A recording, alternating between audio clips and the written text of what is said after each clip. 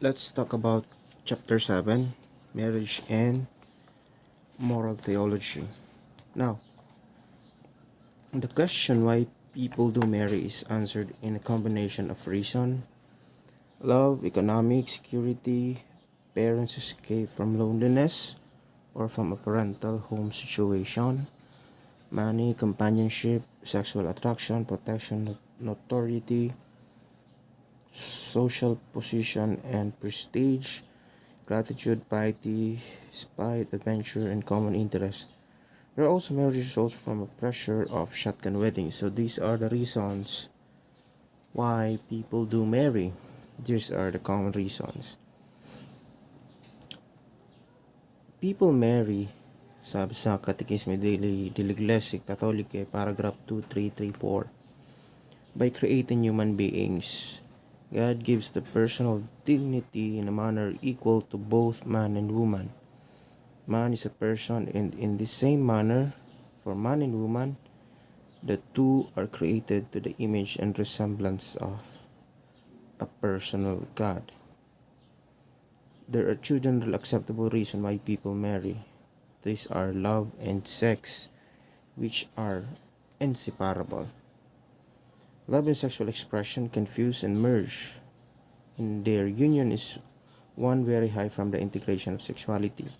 The fusion of love and sexual expression could be called simply sexual love, although this can be lead to confusion because this term is often misused as a synonym sexual intercourse. This is a misuse because intercourse can occur without love, and sexual love should clearly not mean sexual expression without love. Sexual expression apart from the true sexual love is a serious distortion of human sexuality. And in the final analysis, it represents our only real feature as sex being. So these are the main reason why people marry. Ba't nagpapakasal yung mga tao? These are the common reasons. But the misconception of the people is the sex. Sex and love are inseparable.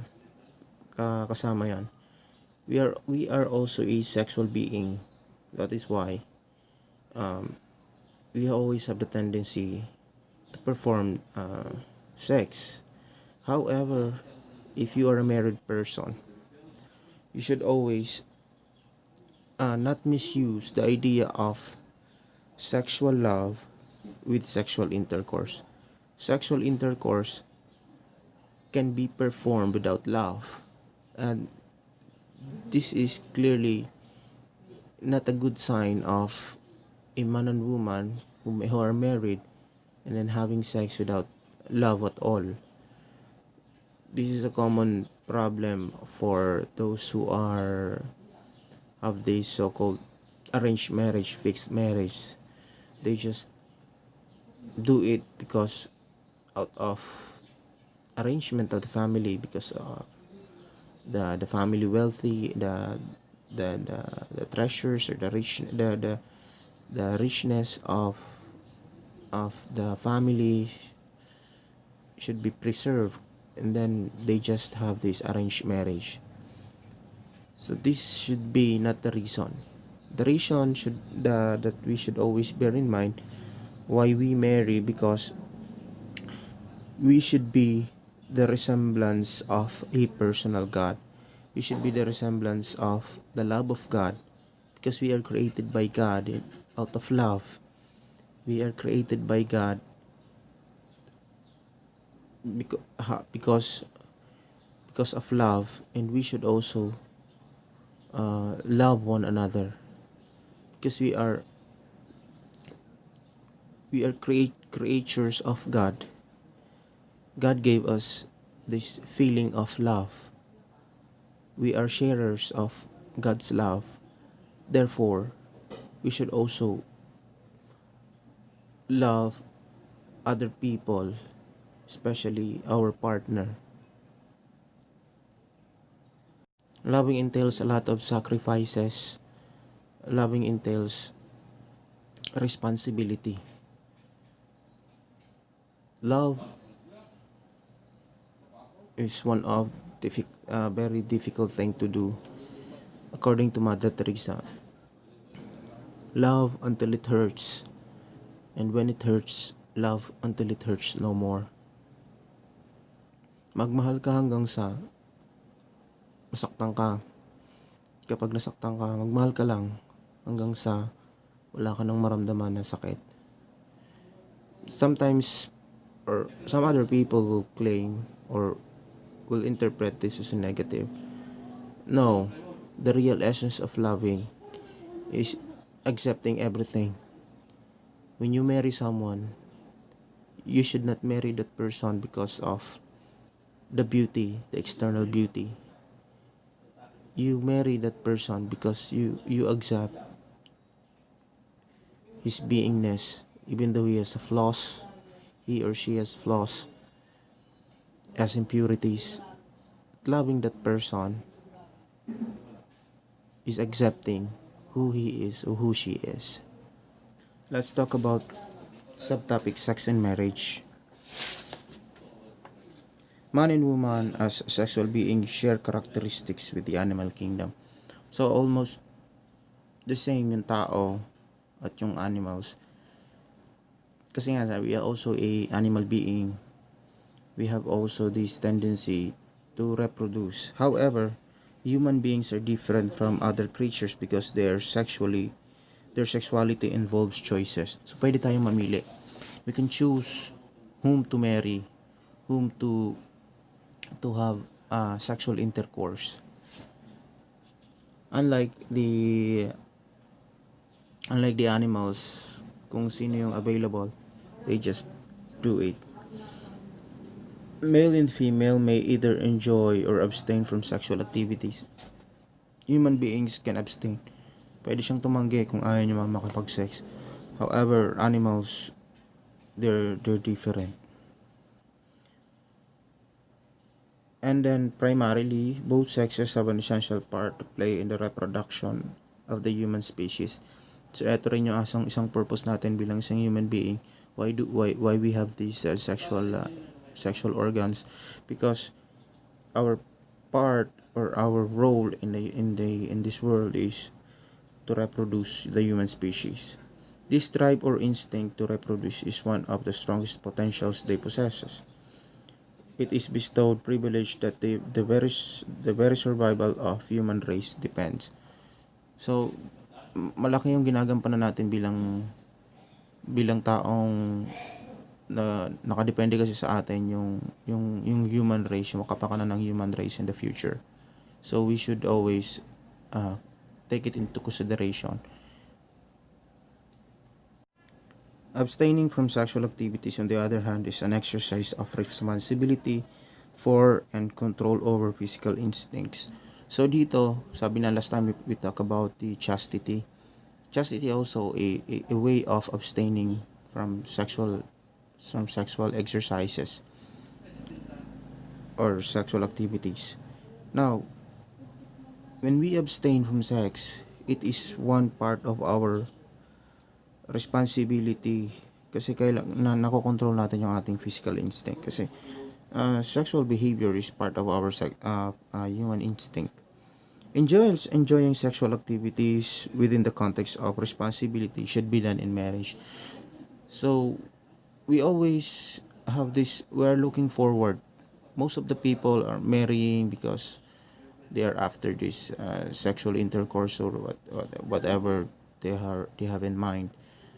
But when we abstain from sex, we have this so-called responsibility.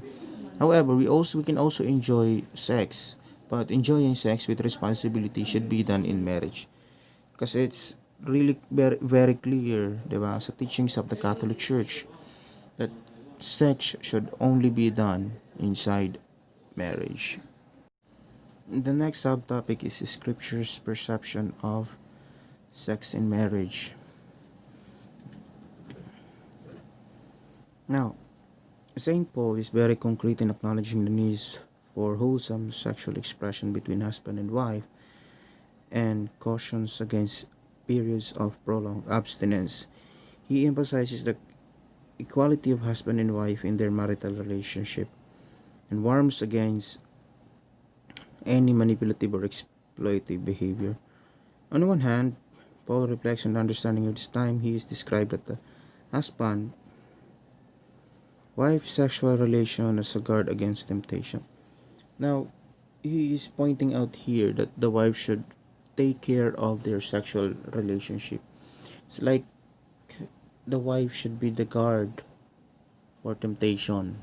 Na as part of my understanding here, that yung mga lalaki, they are easily tempted.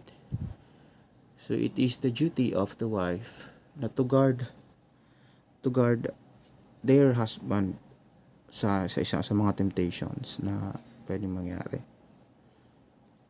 Paul does not counsel asceticism or other things. His advice on marriage is very much influenced by his immense expectation of the marriage. The appointed time has grown very short. The form of this world is passing away. In the light of Corinth's notorious reputation of sexual excesses, Paul's counsel appears to be a realistic and practical attempt to obviate difficulties that could create serious threat to marital infidelity. In the Bible, clearly places the greatest emphasis on the responsibility of spouses to love one another in mutual lasting fidelity. It is far from concerned with this overall trust and direction that with moralizing about specific forms as sexual behavior. Marital sexuality is viewed in the context of its ability to serve and enrich mutual relationship of the spouses. So it is also the role of the both party, the husband and the wife, to guard their husband, their wife, to help one another, so that the fidelity must be maintained. Na kailangan magtulungan, because most of the time sa panahon ngayon, infidelity is very rampant. So the duty of both husband and wife should always look at each other and centered their relationship with God. They should always think or wait for the time na it's like, sabi natin na parang titignan ng bawat isa ang kanilang relationship is like it should be patterned with the relationship of God para maiwasan natin yung mga infidelity. Now, let's talk about tradition's perception. Now, sa tradition's perception of sex and marriage, the dominant view, the traditionalists view marriage on the procreation only rather than its personal aspect of sexuality. They are always open to the procreation. The mutual love and support in marriage is only secondary. In other words, the unitive aspect of sexuality in marriage was never denied or excluded, but rather subordinate to the procreative task. So yung pinaka-view dito ng mga tradition's perception of sex and marriage, mas pinapahalaga nila dito yung procreation rather than the personal aspect of sexuality. Procreation constituted by a primary purpose of sexuality and allowed to compromise. It is right surprising that in such context birth control some commonly be regarded as the most frequent violation of marital chastity. So dito rin we regarded here that the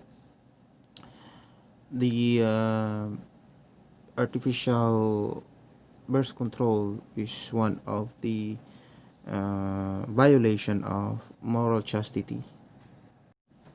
Sa tradition's perception of sex and marriage, so we have the different view dito. As long as the procreative integrity was secured, all other sexual expression between marriage partners, including oral sex, were not rendered they were not regarded as very seriously sinful. Ito yung minsang ang view naman dito is, even though whatever expressions you use during sexual activity, as long as your purpose is procreation, na okay lang daw. Yun ang sinasabi dito sa tradition's perception of sex and marriage. And then dito naman tayo sa today's perception of sex and marriage. Ang opening line pa lang dito, matindi. Sex, first of all, is good. So man and woman were given sexual organs. So ibig sabihin, sabi dito, dahil sa may mga sexual organ daw yung tao, yung lalaki at babae, may pitutoy at may pipesa. So bakit hindi natin gamitin? Yun yung sinasabi dito sa today's perception. Because God gave it to the human being, so we use it. Pakinabangan natin. Today, the church believes that sexual act in marriage has twofold God-given purpose. So, dalawa yung purpose na binigay daw sa atin ng Diyos sa pagkakaroon nitong sexuality that we have. First is expression of true mutual love, and then second one is generation of children. So, ito yung dalawang binigay doon na purpose sa atin ng Diyos. So, sexual activity by which married people are intimately and chastely united is honorable and worthy, if done in a truly human fashion, signifies foster self-giving. So dito nagiging totoo daw yung sexual activity if it is really worthy na ibinigay mo sa isang tao. So, syempre of course, it should be inside marriage, and it is also the expression of self-giving. Now, when you are ready to have to perform sexual intercourse with the person, ibig sabihin you are giving your whole self. We should also aware that married couple must be aware that intercourse involves vulnerability, self-giving, physical intimacy, implying. So ito yun na when we do sexual activity, ibig sabihin we are giving everything. That's real the essence of sexual intercourse, na hindi lang basta-basta natin nakikipagtalik tayo sa gilid-gilid na para tayong mga aso pusa, diba? Hindi porket kasal na kayo, kung makaisip kayo mag-sex kung saan-saan, okay lang. Now, sinasabi dito that we should also have this self-control. You also have this control over our physical needs, our sexual instinct. We should also control na kailangan din natin, we have to respect one another. Kung yung babae ay ayaw, we should not force them, kasi they need also to rest, they need also to love their body. Hindi yung pag gusto natin fight lang. Pag ganun daw, you are being tempted by the devil. A good sexual relationship depends first on a mutual understanding of what is satisfying of each partner. Now, kailangan daw when you do sex, you have to satisfy one another. Kasi sometimes this is part of sex life ng mag-asawa, na kailangan pareho na satisfy, hindi lang yung isang yung lalaki lang yung nasasatisfy, yung babae lang nasasatisfy. Kasi if that's the case, some other partner ay naghahanap sila ng other people na makakapag-satisfy sa kanila. Because but the problem here arise that bakit daw nagkakaroon nitong mga dissatisfaction? Kasi yung problem na nangyayari din is the only sexual position na inaalaw ng simbahan is the missionary position, or I don't know if it's correct that the missionary position is the man on top, parang ganun siya. So ito lang yung inaalaw ng simbahan, and even the theologians, this is the only sexual position na inaalaw ng simbahan. And as we all know, we have, kung may mga nakakaalam, that we have this different sexual position, especially the sutras of the Indian people. And magtatanong, sir, bakit may mga dog style daw ganyan, may mga ganyan, may mga different styles. Way back many years ago, different sexual position is already developed by people, yung mga pinakauna pa. Even before Jesus Christ came sa mundo, I guess, it was already developed, this different sexual position. The very famous position, the sexual positions that we have in today's generation, na it's already na nag-exist na ito matagal na panahon, is the sutra or the Kama Sutra. The Kama Sutra of the Indian culture. Kama is bed and sutra is an art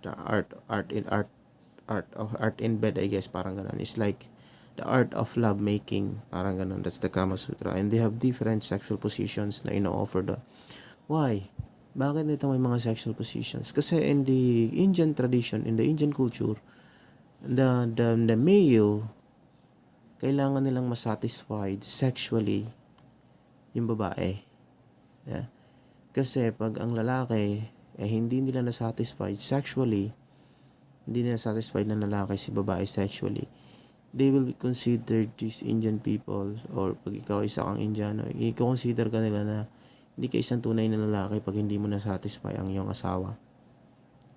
Now, yung babae naman, paano natin masasabi na satisfy ni babae si lalaki? Kapag nabuntis sila, kapag nagkaroon sila ng anak, ibig sabihin, they already fulfilled yung kanilang pagiging babae. Okay? So that's the reason bakit meron itong mga sutra na itong mga Kama Sutra. So going back to the topic.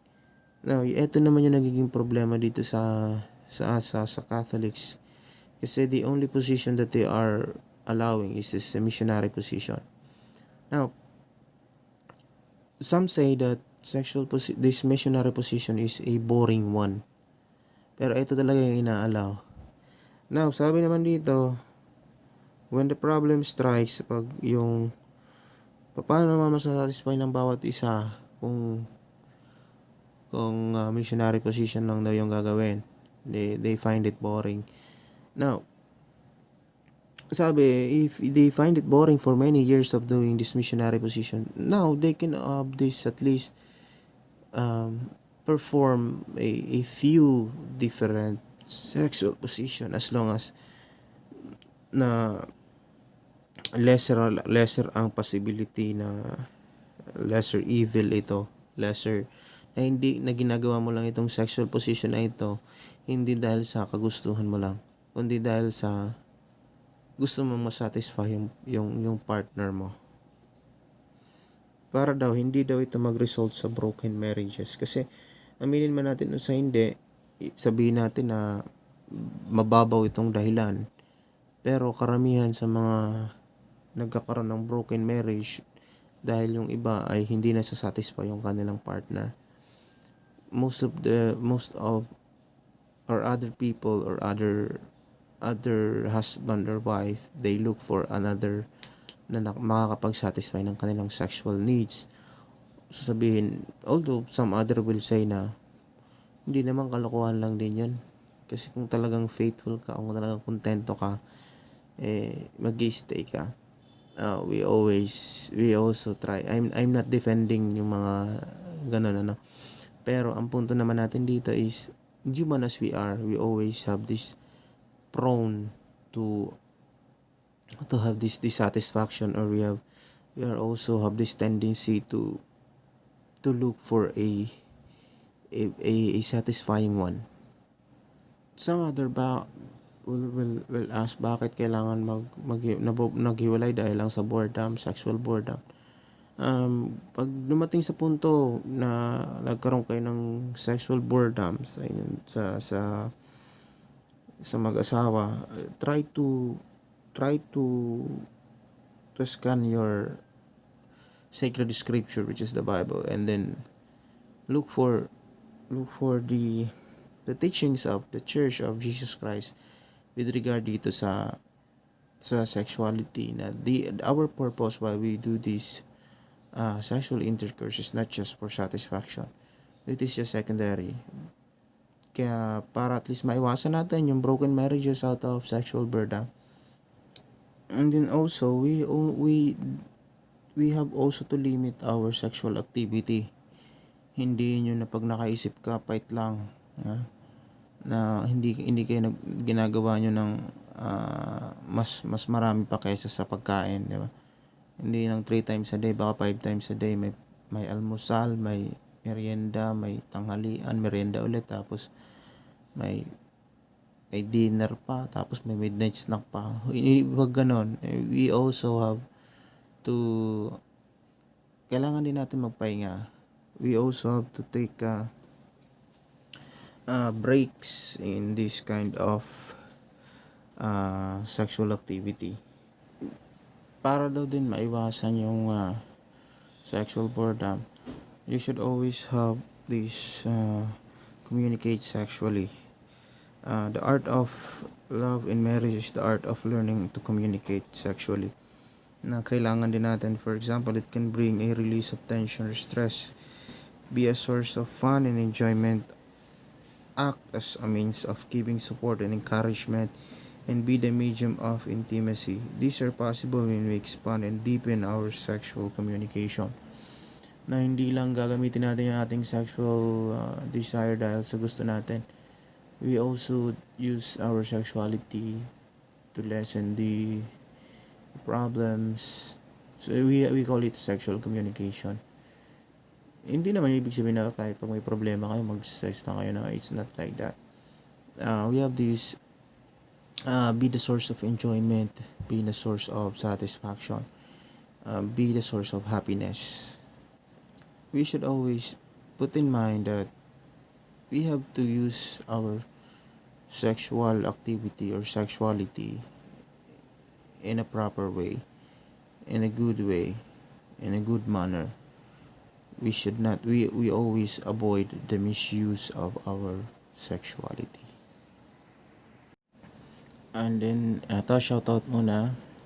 Shoutout sa mga Filipino major, kay Chloe, kay Joyly, kay Maricel, kay Eliza Dyson, kay Julian Esconde, kay Maria, kay Melissa Joy Foster, kay Eliza Maiglipo, kay Janela Onra, kay Diana Lagasca, kay Carla Iriondanga, kay Jolina, kay Janine, kay Abby, kay Tupe, kay Bigol, kay Joshua, kay Belmar, kay Darwin, and kay John Ray Pumarejo. Shoutout sa inyo. This will be our first question for Module 7. Question number 1 is, why do you desire sex? Explain your answer in minimum of 3 sentences and then maximum of not more than in the answer sheet. Oo na, sige na, Tagalog kung Tagalog, English kung English. Yun lang, God bless. Love you. Mwah.